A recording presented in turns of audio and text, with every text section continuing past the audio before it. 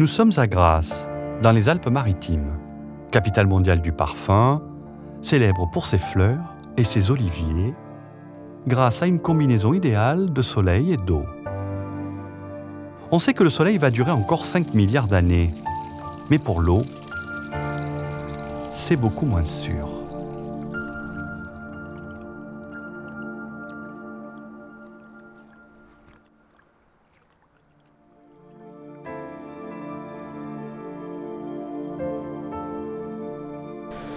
Il fut un temps où elle coulait partout, alimentait les moulins à huile et permettait à tous de laver son linge ou de faire la cuisine.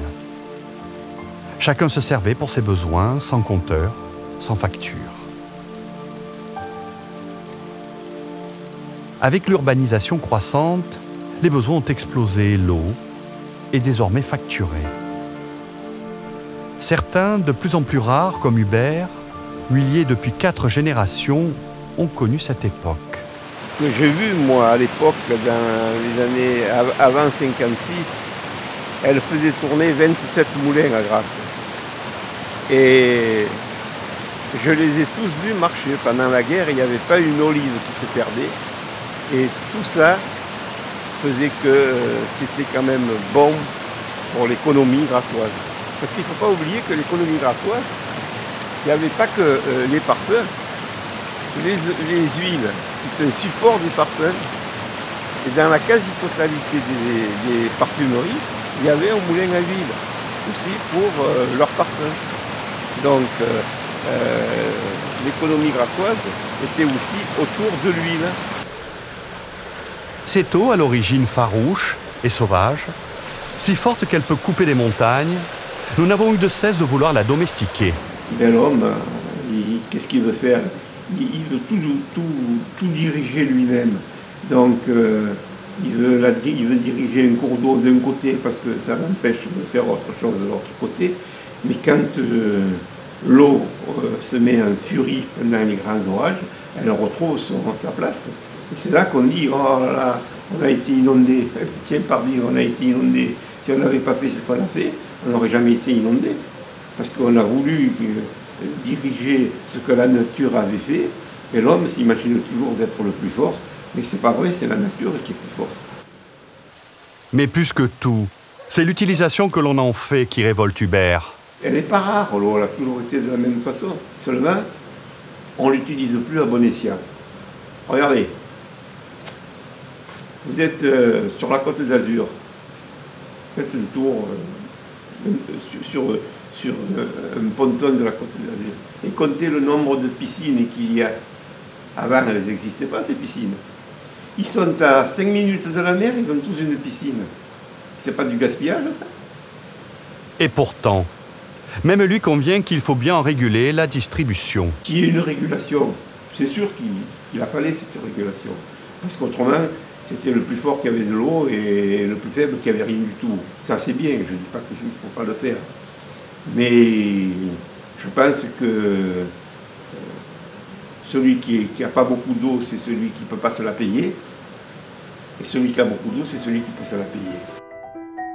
Ce temps des moulins à huile, alimentés par la force de l'eau, sans polluants est révolu. L'eau est désormais l'affaire de professionnels qui parlent pression, débit, nanofiltration et même dégustation. Illustration avec Claudine Rousseau, responsable depuis 37 ans du laboratoire eau potable de la compagnie. On dirait que vous dégustez un grand cru. Tout à fait, c'est exactement la même chose que le vin. Et on a différents goûts au niveau des eaux.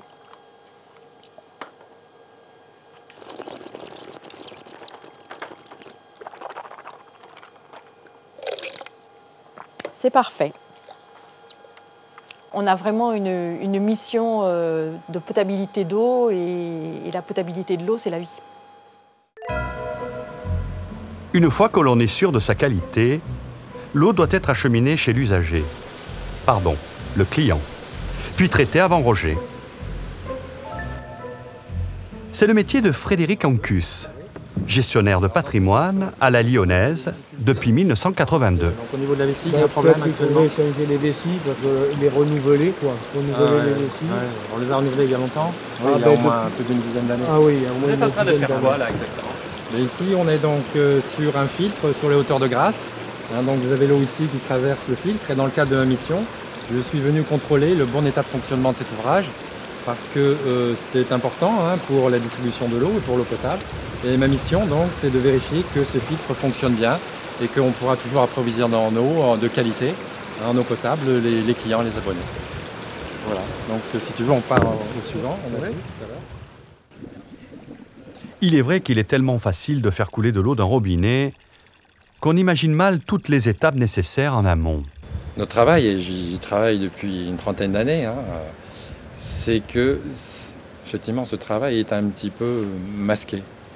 C'est un petit peu un univers, une boîte noire un peu pour nous, le client, pour l'abonné qui ouvre son robinet et qui voit couler l'eau. Il ne s'imagine pas que derrière, il y a des techniques, il y a des bâtiments, il y a des gens, il y a des tuyaux, il y a du traitement, il y a de l'énergie. Tous ces éléments-là font que c'est effectivement quelque chose qui est très obscur. Mais sachez que derrière votre verre d'eau, vous avez des milliers de personnes qui ont fait de la recherche fondamentale pour éliminer tel polluant. D'autres qui ont travaillé sur des modèles mathématiques pour être sûr que vous ayez de la bonne pression à votre robinet. Pour que quand vous ouvrez et que vous prenez votre douche, que vous n'ayez pas un masse filet d'eau. Il y a eu ça. Il y a des automaticiens qui font que ça tourne 24 heures sur 24. On a un métier 24 heures sur 24. Nous, on assure de l'eau. 24 heures sur 24, c'est notre boulot.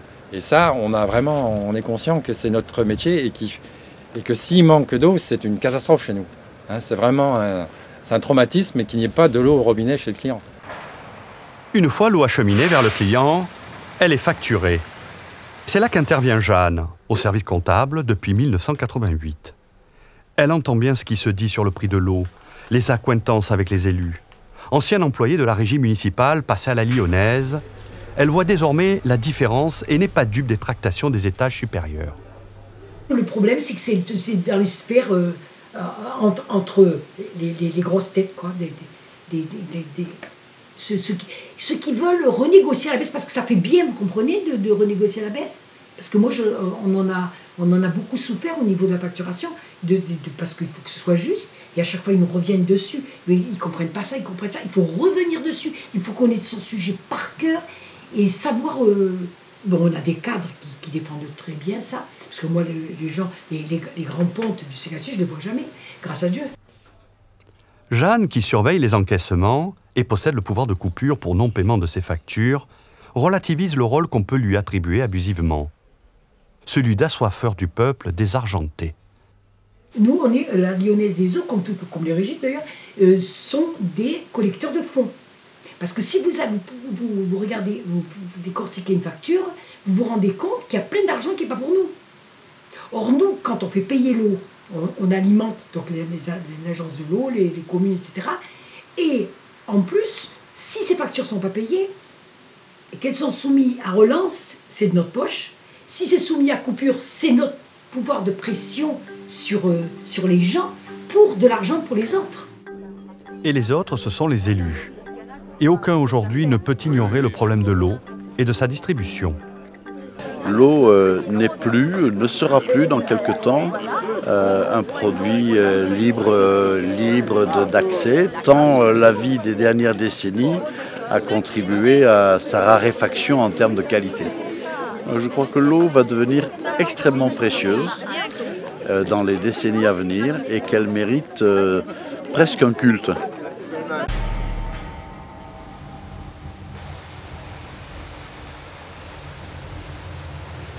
Francis Chira est spéléologue depuis 40 ans.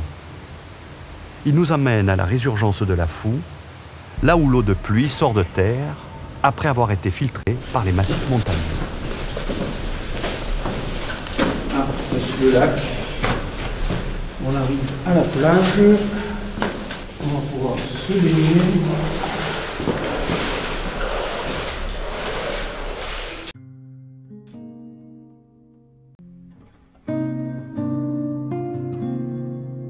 Pour Francis, l'environnement reste un souci permanent.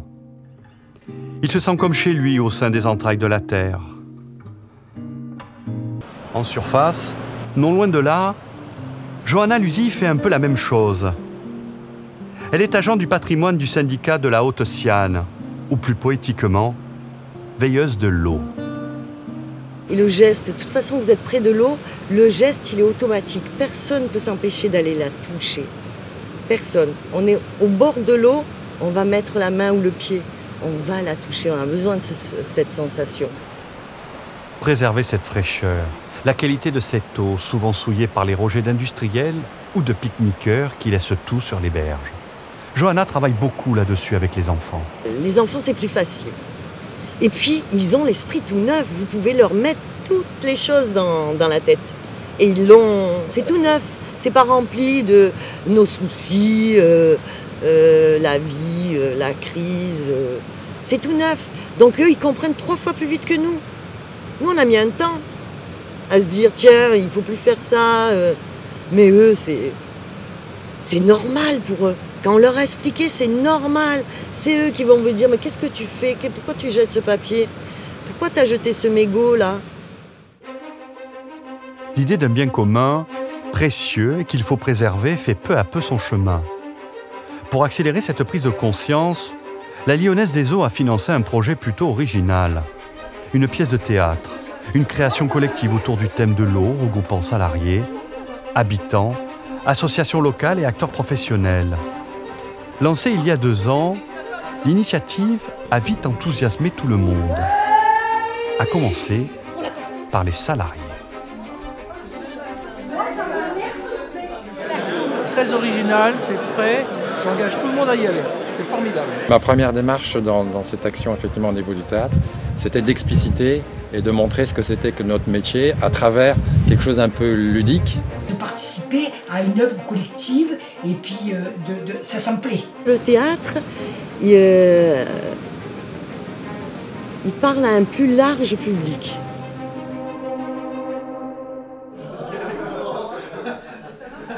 La première étape fut l'atelier d'écriture.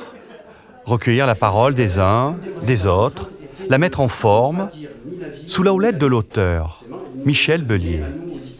C'est la dernière séance d'écriture. La plus grande partie du texte est déjà rédigée. Sur le plateau que ça se trouve, donc on n'hésite jamais à couper ou à refondre, etc. Donc c'est quand même assez conséquent, vous noterez, parce que c'est quand même, mine de rien, une quarantaine de pages. On a fait un chronométrage lâche qui fait à peu près entre 39 et 40. Une fois ce texte à plusieurs mains rédigé, il va falloir l'interpréter. Et c'est là qu'intervient Joël Catineau, metteur en scène. C'est peut-être le théâtre de la vie, effectivement. Et puis ça part du matériel. Donc en fait, on a demandé aux gens d'imaginer qu'on parte de la réalité vers la fiction, vers la poétisation.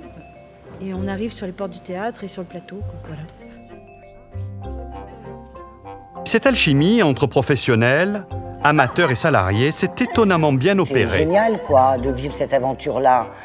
Moi, c'est sûr, j'ai fait un peu de théâtre avant, mais travailler avec des professionnels, évidemment, c'est toute une autre mesure, c'est une autre dimension, et c'est très, très intéressant.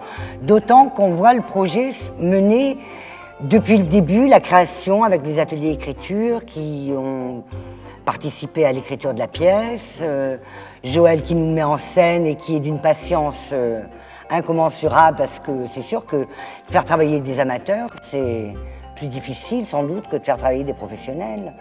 Et c'est passionnant et très enrichissant, je trouve. Chut! Écoutez! La répétition commence. Nous sommes sur le radeau de la Méduse. 542. 543. Chut! Écoutez! Recommencer et recommencer la chanson. 544. 545. 546. 547. Moi, je dis l'essentiel, c'est de ne pas transpirer. Mais si tu dis, moi je dis l'essentiel, c'est de ne pas transpirer. Tu vois, essaye d'être plus droite dans ce que tu dis. Hein. Tous les jours, moi j'aime quelque chose comme 2,5 litres d'eau, bête.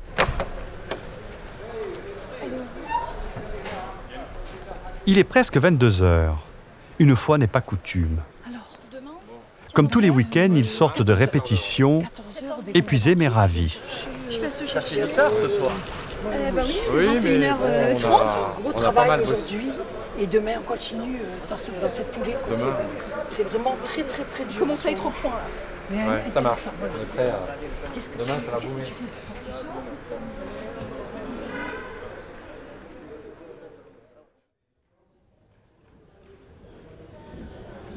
Nous sommes le 9 mai, jour de la Générale. Et l'émotion est palpable. Moi je l'ai fait. Chaque reflet de l'automne qui joue dans les feuilles avant de venir.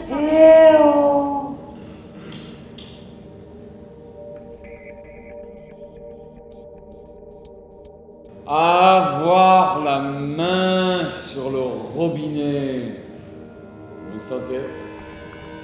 C'est du pouvoir en or massif. Bientôt, ils viendront me boire dans la main. Il n'y a plus d'eau. Il n'y a plus d'eau comment? Eh ben l'eau elle nous coûte aussi. Elle coûte plus comment? T'as bien tourné le robinet? Il n'y a plus d'eau. Impossible. Et c'est qu'on va dans l'autre sens. Comment c'est possible? Alors? Rien. Vous venez d'où? Il en a de bon, lui. Des hectares de terre qui craquellent. Pas moyen de cultiver. Pas moyen de pas savoir la langue qui gonfle et qui étouffe. Pas moyen de pas savoir si l'on ne va pas mourir de dessiccation. De dessèchement, tu sais ce que ça veut dire, monsieur, mourir de soif?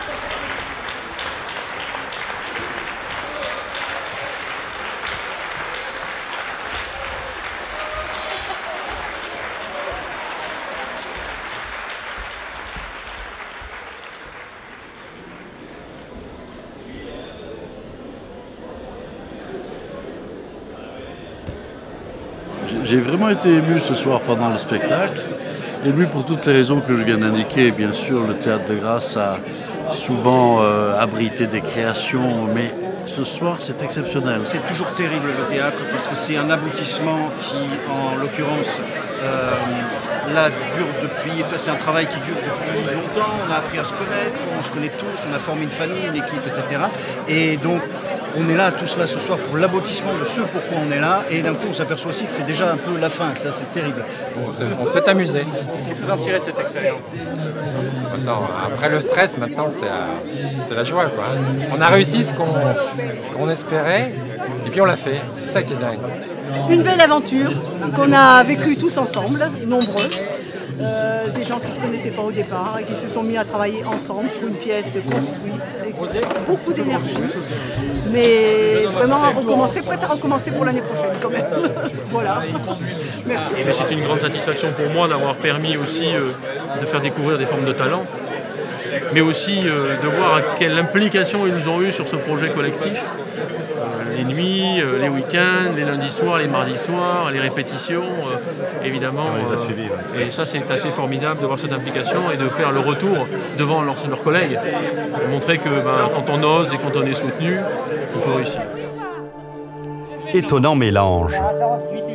Une comptable, un responsable du patrimoine, une écologiste, des comédiens amateurs et professionnels. Comment cette mayonnaise a-t-elle pu prendre? Nous avons profité d'une séquence de dédicace du célèbre dramaturge, romancier et metteur en scène Éric Emmanuel Schmitt pour lui poser la question. Pas besoin d'une vocation d'acteur d'abord pour être un bon acteur. Et ensuite, pas besoin de vouloir faire une carrière pour pratiquer un art. Il y a un beau mot, amateur. Ça veut dire qui aime. Et qui aime quoi? Je pense que quelqu'un qui va s'exprimer sur scène n'aime pas seulement s'exprimer, il aime entrer en relation avec les autres. Je pense même qu'il aime les autres. Peut-être qu'à l'issue de cette représentation, quelques-uns des 52 000 Grassois auront un peu plus de considération pour leur eau. Ce bien essentiel, si banal, si précieux, est tellement indispensable à la vie qu'on peut lui prêter une dimension mystique.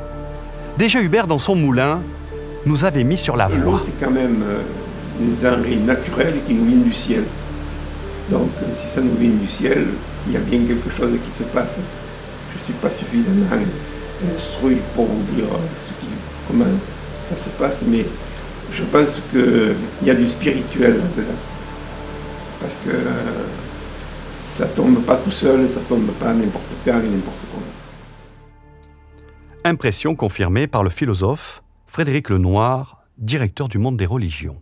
On retrouve dans toutes les religions l'eau comme symbole de purification. De la même manière qu'on se lave les mains quotidiennement parce que l'eau enlève la saleté, les religions ont repris cette idée, mais en donnant une signification symbolique. C'est-à-dire que lorsqu'on passe du profane au sacré, lorsqu'on va faire une activité rituelle, il faut marquer la rupture temporelle par un rite de purification.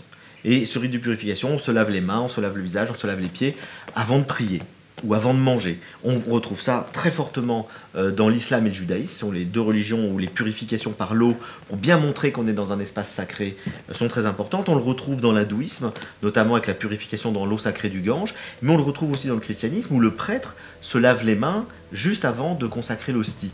Et puis, évidemment, il y a le rite du baptême, qui est une purification générale, c'est-à-dire que c'est une régénération dans l'eau de l'homme qui a été atteint par le péché originel, et donc cette trace du péché est enlevée par le rite du baptême. Donc on retrouve partout cette idée d'une purification.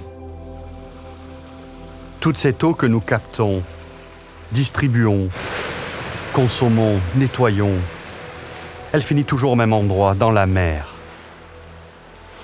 Mer Méditerranée en l'occurrence, que nous traitons guère mieux, et qu'il faut nettoyer aussi. Donc avec une faune et une flore vraiment fantastiques. Et les plaisanciers sont respectueux de la mer l'été ou il faut quand même Ils sont respectueux. Et là-bas, toute la zone de nettoyage que vous avez, c'est tout autour des îles. Vous le faites tout autour des îles ou juste là? Autour des îles et dans le bras des îles. La mer, c'est tout le symbole de la qualité de l'eau et de ce qu'on peut attendre quelque part d'une entreprise comme lyonnaise sur le fond. C'est-à-dire que notre projet d'entreprise, c'est Mare Nostrum. Alors ça explique déjà pourquoi on est sur l'eau aujourd'hui, mais c'est aussi ce qui doit donner le sens. Pourquoi on travaille en fait? Tout ce qu'on fait tous les matins, aller mesurer la qualité de l'eau, vérifier si on peut se baigner, nettoyer ce qui se passe. Vous êtes sur un bateau ici où on ramasse tout ce que les plaisanciers peuvent jeter. Tout ça, c'est du travail de l'ombre, quoi, en fait. De l'ombre dans l'assainissement. Alors, c'est assez cohérent peut-être, mais j'ai envie qu'on parle pour nos collaborateurs de ces métiers parce que c'est assez ingrat et pourtant, vous avez 300 personnes ici qui font que ça tous les matins. Pour finir, nous laisserons la parole à Johanna, la gardienne de l'eau. Certains spécialistes disent qu'on va avoir un manque d'eau à un moment donné. Les générations futures vont peut-être en souffrir. Donc c'est sûr qu'il faut être un petit peu plus rapide là. C'est vrai que l'État ou les instances supérieures soient un peu plus rapides dans les actions, qui donnent les moyens aux structures d'avancer plus rapidement pour préserver les générations futures, qu'elles ne soient pas, elles, dans la guerre de l'eau.